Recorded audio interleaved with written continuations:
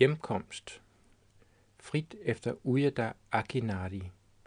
Tekst og billeder af Søren Bjelle. Ka hed en mand, og hans kone var den smukke og kærlige Mi. De var fattige, for Ka elskede fest, og han brød sig ikke om at dyrke jorden. Så forsvandt pengene, og familien foragtede ham. Hvad skulle han gøre?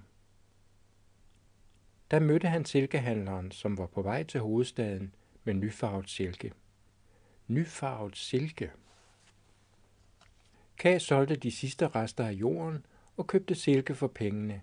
Nu ville han rejse med silkehandleren. Han ville være handelsmand.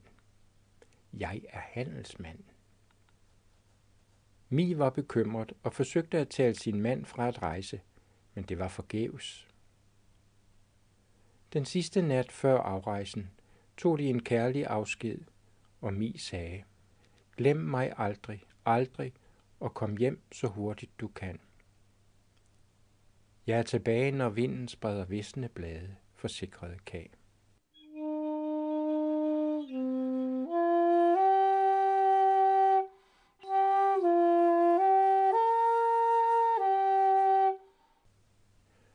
Så kom krigen. Røverbander plyndrede og ødelagde landsbyerne, og folk flygtede.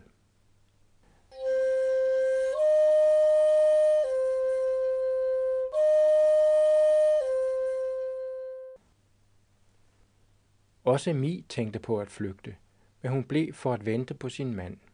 Han havde jo lovet at komme hjem til efteråret. Det blev efterår, men Ka kom ikke. Ikke et ord hørte hun fra ham, for ingen post bar breve i det krigshærgede land. I stor skuffelse så Mi aftenfuglen. Kunne den blot bære hendes sorg til ham? Hun låste sig inde i sin hytte og ønskede ikke at se nogen.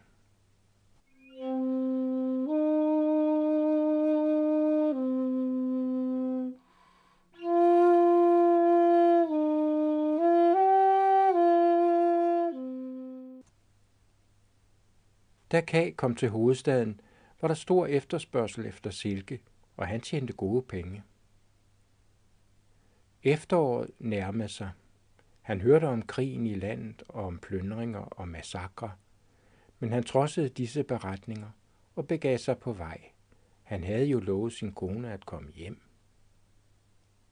I et bjergpas blev han overfaldet af 7 røvere, som tog hans penge, hans bagage og hans tøj. Kun livet fik han lov at beholde, og han tænkte: når jeg kommer hjem, er Mi måske dræbt, og min hytte plyndret og ødelagt. Hvad er der så at komme tilbage til?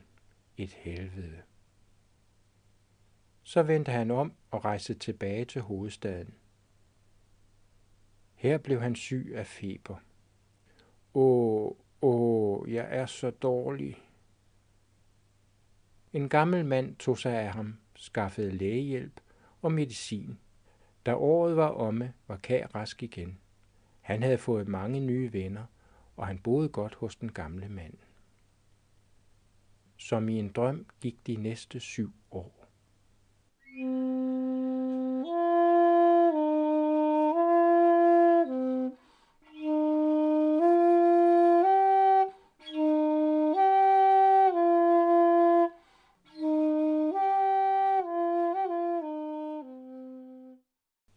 I hovedstaden hærgede en frygtelig sygdom. Ligene lå i gaderne, og krigen nærmede sig byen. Man talte om verdens undergang. Ka tænkte nu på sin hjemegn, og på Mi, som han intet havde hørt fra i alle disse år. Han bebrejdede sig selv, at han havde svigtet hende. Nu måtte han rejse hjem. Hvis hun var død, ville han bygge hende et gravmæle.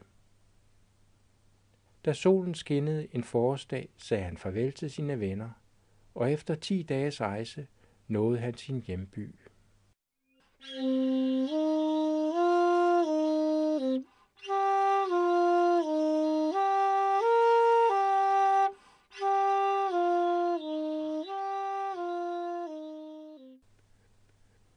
Solen gik ned i sorte regnskyer, og det var mørkt, da Ka gik ind i landsbyen. Han genkendte den, men han så ødelagte gårde, sammenfaldende broer, stilheden. I stjerners skær stod fyrretræet splintret af lyn. Hytten var uskadt, og lys sivede ud gennem en revne i døren. Der var nogen. Kunne det være Mi? Stemmen var hendes, men da hun åbnede døren, kunne Ka næppe genkende hende. Hun var ældet af sorg og smerte. Hun græd, da hun så sin mand og fortalte. De fleste flygtede fra landsbyen, da krigen kom. De, der blev tilbage, var som dyr mod en enlig kvinde. Mænd med onde hensigter. Efteråret kom, og vinteren og foråret. Jeg ventede, du kom ikke. Jeg ville rejse til hovedstaden for at finde dig, men krigen spærrede. Hun græd igen.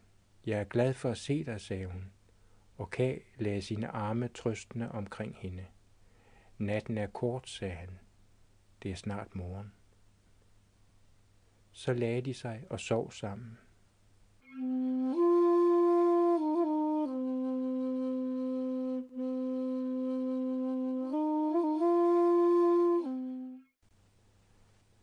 Ved daggry vågnede Ka underligt døsig. Han frøs og ville trække tæppet over sig, men der var intet tæppe. Han så op. Taget var blæst af. Dørene manglede. Han rejste sig og vaklede omkring. Det, som før havde været haven, var overgroet af ukrudt, og gennem væggene voksede planters lange arme. Hvor var Mi? Hytten var en ruin. Han kom ind i det, som havde været deres soveværelse. Gulvplankerne var revet op, og jorden hævet i en høj. En planke beklædt med papir stod på toppen. Ka genkendte håndskriften på papiret som Mis. Hun skrev. Tænk at have levet til denne dag, forladt af min elskede. Jeg har ventet forgæves på ham. Nu vidste Ka, at hans kone var død, og han brød sammen i sorg.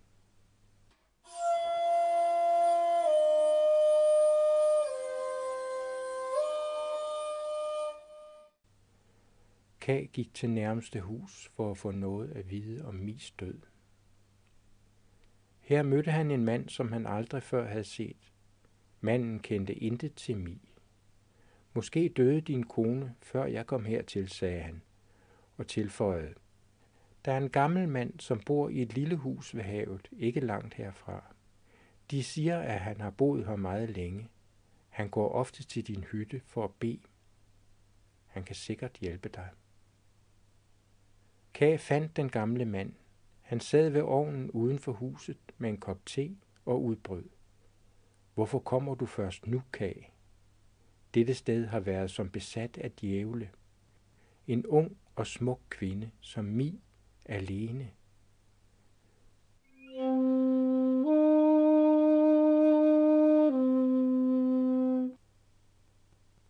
I dette helvede. Det er det værste, jeg har oplevet i mit gamle liv. Efteråret gik, og vinteren og foråret også. Hun døde den 10. august. Jeg tømrede en kiste og begravede hende.